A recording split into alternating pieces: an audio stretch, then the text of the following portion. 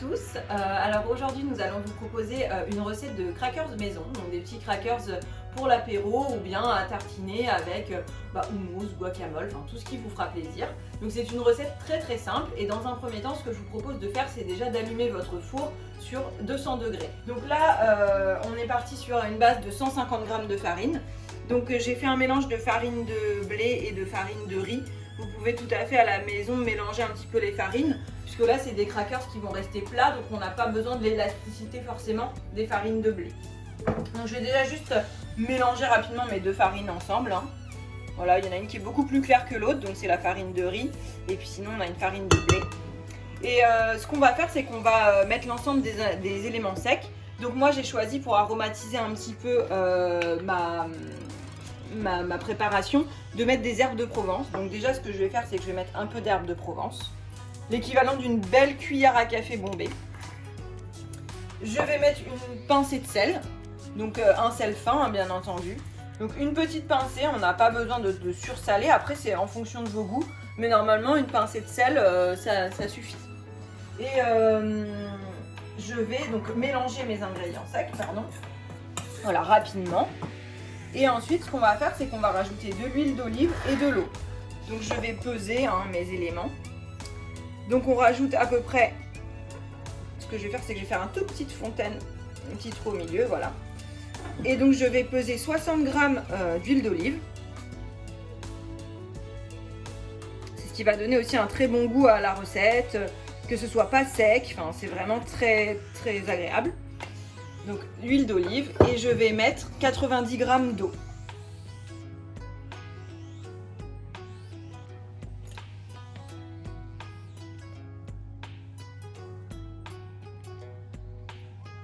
Je vérifie. Tac, 60 plus 60, 120, j'y suis quasiment. Voilà. Hop. Et maintenant, ce que je vais faire, c'est que je vais mélanger doucement à la maryse, du coup, pour mélanger mes ingrédients secs et mes ingrédients humides, donc qui ont été apportés par l'eau et l'huile.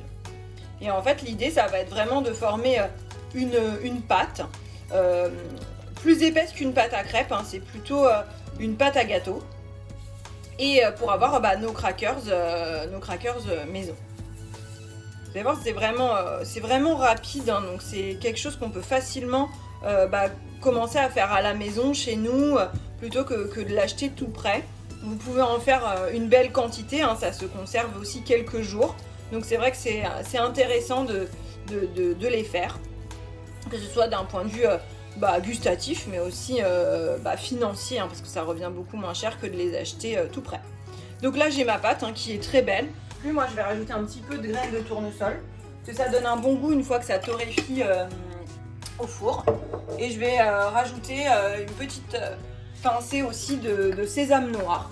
Donc si vous avez du sésame à la maison, ça peut être du sésame blond, ça peut être des graines de cumin, des graines d'anis, enfin vraiment en fonction de vos goûts. Pareil, il n'y a pas d'obligation pour les herbes de Provence, c'est vraiment en fonction de ce que vous aimez. Vous pouvez les faire simplement avec du sel. Voilà, juste une petite pincée de sel, et éventuellement même ça peut être d'autres épices, du curry. Laissez parler vraiment votre imagination. Donc là je remélange un petit peu afin d'avoir des graines qui se répartissent un petit peu partout dans ma pâte, pour qu'il n'y ait pas de personnes lésées quand on mangera les crackers.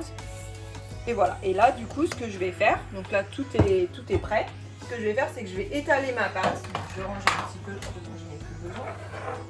Et je vais prendre, du coup j'ai donc là j'ai une plaque de cuisson, et j'ai un papier cuisson que j'ai fait exprès de couper de façon à pouvoir rabattre la pâte dessus. Donc en fait ce qu'il va falloir faire, c'est introduire votre préparation, donc votre pâte, à l'intérieur d'une feuille de papier cuisson. Donc là je vais glisser ma préparation. Et ce que je vais faire, c'est que je vais refermer mon papier cuisson, et je vais faire des bords pour pas que ça déborde. Donc je vais faire des petits bords que je vais marquer afin de vraiment enfermer ma préparation à l'intérieur. Donc je prends un bord, je prends un deuxième bord. Ce côté-là, j'ai fait exprès de le laisser fermer, hein, comme ça m'évite de faire un bord supplémentaire. Voilà, et on va clôturer. Donc en fait, c'est une enveloppe fermée avec la pâte à l'intérieur. C'est un petit peu plus difficile sur le dernier. Mais hop, un petit peu d'insistance. Hop, voilà. Et donc je marque bien mes 3 fermetures. Et ce que je vais faire, c'est à l'aide d'un rouleau à pâtisserie ou à la maison, si vous n'avez pas, ça peut être un bocal, une bouteille. Je vais venir étaler ma pâte de manière assez régulière. Donc je vais essayer de disposer la pâte à l'intérieur de mon enveloppe. Donc là, ça va permettre d'avoir quelque chose d'assez régulier. Et il faut que ce soit assez fin.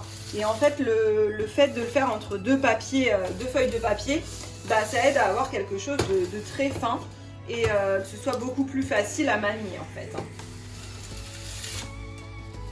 Sinon, c'est difficile d'obtenir quelque chose de très très fin. Voilà, donc j'étale ma pâte. En fait, ça doit faire à peu près 1 à 2 mm. Donc voilà, la bonne solution, c'est de faire ça. Donc je vérifie l'épaisseur, que ce soit à peu près la même épaisseur partout. Je ramène un petit peu la pâte si besoin. Je joue un petit peu voilà, avec ma pâte. On peut même finir avec les mains parce que ça permet de sentir les endroits où éventuellement il y aurait des surépaisseurs. Et en fait, ce qu'on va faire, c'est qu'on va prendre un couteau.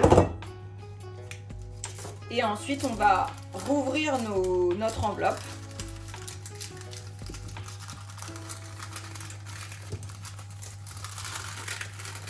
Voilà, donc je la laisse comme ça. Et là, ce que je vais faire, c'est que je vais marquer déjà les carrés pour les crackers. Donc comme ça, ils se couperont, ils seront quasiment coupés lorsqu'ils vont cuire. Ça ne sera pas difficile à casser. Ça permet d'avoir quelque chose d'assez régulier.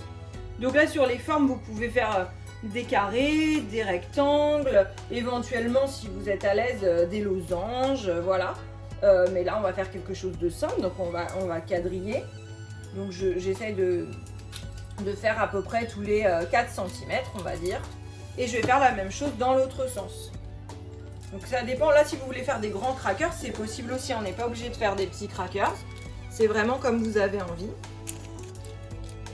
Et voilà, on va en faire un dernier. Hop. Et donc là, on va juste rouvrir notre rabat de papier cuisson. Donc là, les crackers sont marqués. Normalement, à la cuisson, ça se détachera facilement.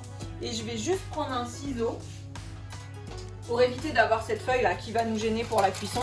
Je vais juste couper ma feuille de papier cuisson. Et là, je vais enfourner du coup dans un four bien chaud, donc à 200 degrés, entre 10 et 15 minutes, jusqu'à ce que ce soit légèrement doré. Ça va vraiment dépendre de votre four. Mais c'est à peu près ça. Voilà. Donc voilà, nous avons cuit nos crackers environ 15 minutes dans le four à 200 degrés. Et voici le résultat. Donc là, je vais poser les crackers et il ne vous reste plus que pour ceux qui ne sont pas bien cassés, voilà, les séparer gentiment. Vous attendez qu'ils refroidissent un petit peu pour ne pas vous brûler. Et voilà, vous avez vos petits crackers qui sont prêts pour l'apéro. J'espère que cette vidéo vous a plu. Si elle vous a plu, n'hésitez pas à mettre des petits pouces bleus et à faire des commentaires. Et on vous dit à très bientôt.